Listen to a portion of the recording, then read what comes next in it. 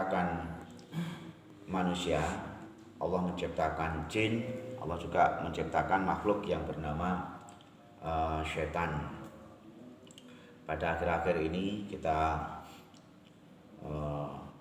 mendengar viralnya Padepokan Syamsuddin atau yang kita kenal dengan Gus, Gusnya asli atau Gus bukan asli yang ada di Blitar itu, apakah itu bertentangan dengan tuntunan Islam atau tidak, sekarang masih viral yang telah dibongkar oleh pesulap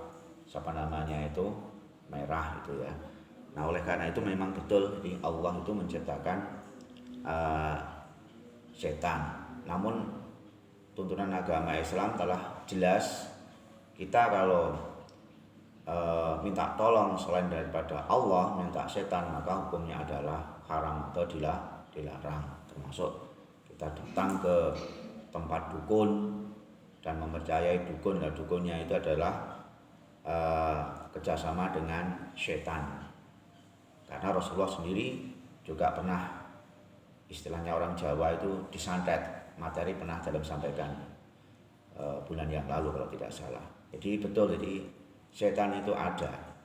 Nah, oleh karena itu setan tugasnya menggoda manusia, termasuk menghalang-halangi manusia ini beribadah dumateng arsane Allah Subhanahu wa taala. Jelas-jelas setan itu berjanji innama bisyu'i wal faksya'i wa antakulu 'alallahi ma la ta'lamun, termasuk iblis itu.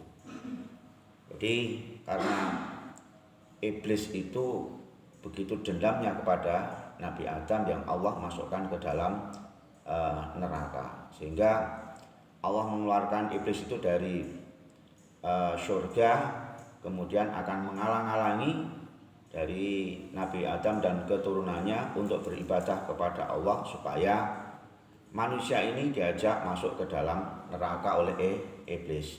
Innama bisu'i wal faksya'i wa antakulu 'alallahi ma la ta'lamun. Jadi setan, iblis itu bangsanya itu akan menghalang-halangi di mana anak cucu Adam ini apabila beribadah kepada Allah dari kanan kiri, depan belakang, utara selatan, barat dan timur. Apabila manusia ini adalah untuk melaksanakan ibadah atau berbuat kebaikan, itu maksud daripada tujuan setan, iblis menghalang-halangi manusia itu berbuat baik atau beribadah kepada Allah, supaya manusia itu tergelincir, diajak teman, nantinya di akhirat masuk ke dalam neraka. Hadirin wal hadirat ingkang Allah mulyakaken. Makanya materi kemarin dalam sampaikan, sebelum kita melakukan sesuatu, di antara kemarin kita kajiannya adalah membahas suratul Fatihah, dimulai dengan doa ta'awudz supaya kita tergoda dari godaan syaitan. A'udzubillahi minasyaitonirrajim. Bismillahirrahmanirrahim. Aku berlindung kepada Allah dari godaan syaitan yang terkutuk, dengan menyebut nama Allah yang Maha Pengasih lagi Maha Penyayang. Itu kita dianjurkan sebelum berbuat apa saja, awalilah dengan membaca Bismillahirrahmanirrahim supaya barokah. Dan apabila membaca Al-Quran sebelumnya kita dianjurkan membaca doa ta'awudz. A'udzubillahi minasyaitonirrajim. Hadirin wa hadirat jamaah sholat subuh Masjid At-Taqwa yang Allah hormati. Nah, jenisnya setan itu adalah diantaranya ada 9. Yang pertama yang dinamakan dengan setan Zalanabur. Ini tugasnya adalah menggoda orang yang belajar. Seperti pagi ini kita merutinkan majelis taklim, yaitu mengkaji wawasan. Ini saya campur dari berbagai kitab, kita sampaikan, yaitu selalu menggoda orang belajar, ya, belajar baik secara sendiri di rumah atau di majelis taklim. Itu apalagi subuh-subuh ini ya, setan itu bisa mengencingi. Yang paling berat diantaranya adalah sholat subuh dan sholat isya. Itu memang setan itu mengencingi kita, berat rasanya itu kalau membuka mata. Nah ini apalagi kalau mau belajar, rasanya berat sekali. Pokoknya situ ada setan. Maka dianjurkan supaya kita tidak dikencingi setan mata di kita membaca sholawat Allahumma sholli ala sayyidina Muhammad wa ala sayyidina Muhammad, ditiupkan ke tangan, kemudian diusapkan ke muka ini. supaya tidak berat bangunnya.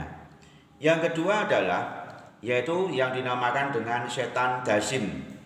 Apa godanya setan dasim? Yaitu tugasnya atau pekerjaannya setan dasim di sini adalah menggoda orang yang makan dan minum. Nah, supaya manusia itu lupa ketika makan atau minum. Seringkali kita kadang-kadang lupa tidak membaca Bismillahirrahmanirrahim sesudah makan dan minum, tidak membaca Alhamdulillahirabbil alamin atau tidak membaca doa sebelum mau makan. Nah, ini seringkali tugasnya adalah setan tadi itu menggelincirkan, melupakan kita beribadah kepada Allah Subhanahu wa taala. Kemudian yang ketiga yang dinamakan dengan setan wasnan. Apa tugasnya setan wasnan ini?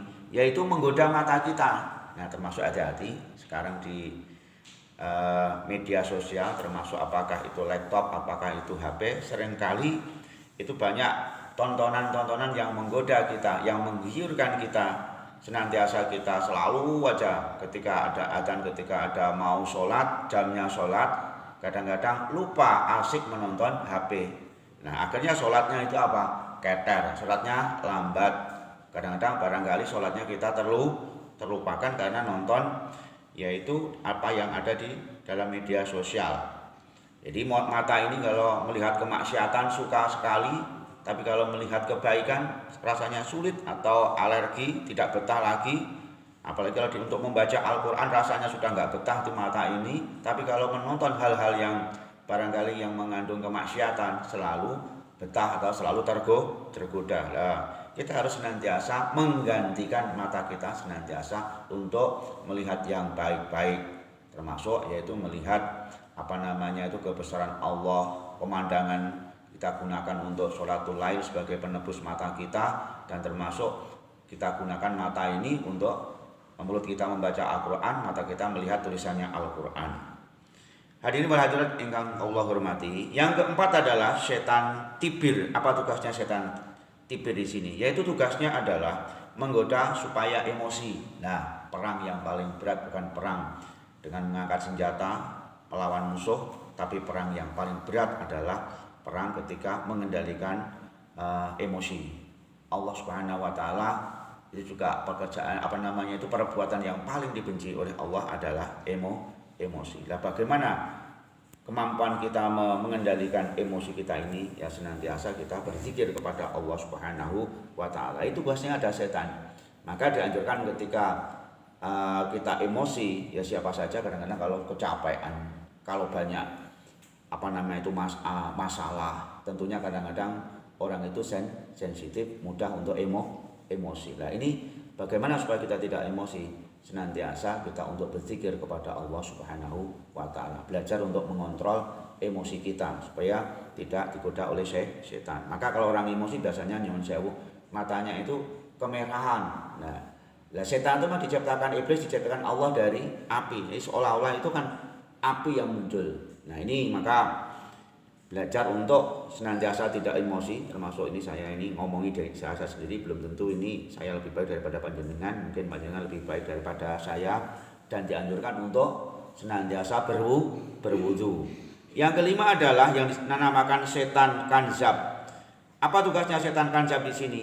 Menggoda manusia supaya malas beribadah. Nah, ini seringkali menggoda dalam hati kita. Yang keenam adalah yang dinamakan dengan setan wanhan. Apa tugasnya setan wanhan? Supaya tidak sempurna wudhu kita. Jadi ada penyakit namanya itu was-was. Nawa itu. Nah itu sampai jauh berkali-kali nanti. Maka dianjurkan membaca surah An-Nas. Di situ ada kalimatnya alladzi yuwaswisu fi sudurin nas, untuk menghindari penyakit yang disebut dengan wanhan, yaitu selalu tidak puas dengan wudhunya, diulang-ulang. Kadang-kadang sholat juga Allah. Lah ini juga ada namanya penyakit was-was di sini.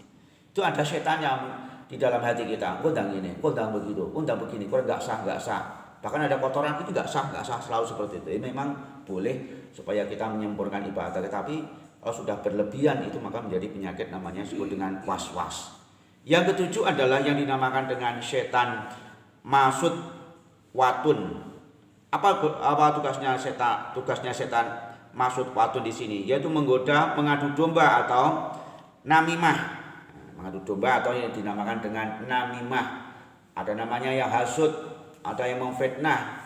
Nah, ibadah kita apabila kita sudah sholat, sudah zakat, sudah haji, sudah sholat malam tahajud, sudah sedekah, ibadah banyak sekali. Tapi kalau tergoda dengan setan masuk watun di sini mengadu domba, memfitnah dan sebagainya, menghasut, kita ini ibadah kita tidak diterima oleh Allah Subhanahu wa taala. Apalagi kalau tidak baik dengan tetangga, ibadah kita itu tidak diterima oleh Allah Subhanahu wa taala. Maka kita senantiasa jangan merasa banyak amal ibadah seolah-olah kita paling baik dengan orang lain, tetapi mari kita merubah diri kita, walaupun kita banyak ibadah, rendah hati, apakah sudah diterima amal ibadah kita. Maka kita seperti doanya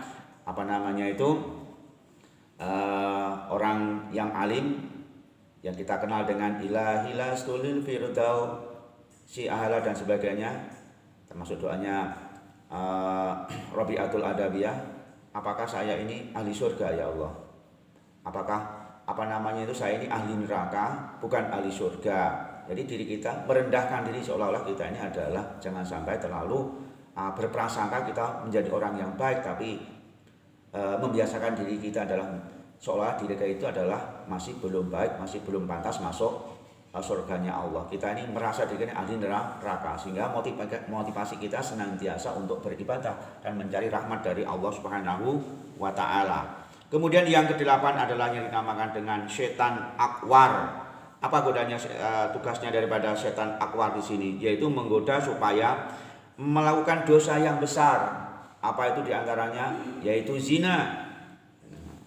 Zina ini dampaknya itu akan menjadi seretnya rezeki dan masalah dalam keluarga, maka hindarilah kita dari perbuatan zina. Maka dari itu kita senantiasa menjauhi daripada perbuatan dosa.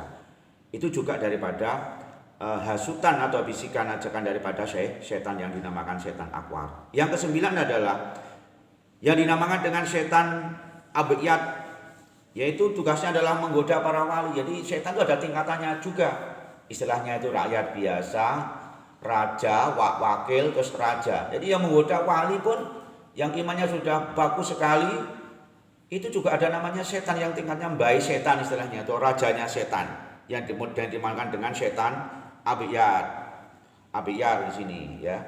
Jadi marilah kita senantiasa untuk berusaha supaya tidak digoda oleh setan, selalu mendekatkan diri kita kepada Allah Subhanahu wa taala supaya tidak digoda dari 9 di antara setan tadi. Yang ke-9 tadi adalah setan abiyat ya, yaitu yang menggoda para wali. Demikian materi pagi ini, yaitu 9 setan. Mudah-mudahan kita tidak digoda setan, tidak digelincirkan setan, tidak diajak setan masuk ke dalam neraka. Senantiasa kita mendekatkan diri kita kepada Allah Subhanahu wa taala. Amin ya rabbal alamin. Apabila ada ucapan tutur kata yang kurang berkenan wonten manah panjenengan sedaya dalam nyuwun agungnya samudra pangasami wa billahi salah. Assalamualaikum warahmatullahi wabarakatuh.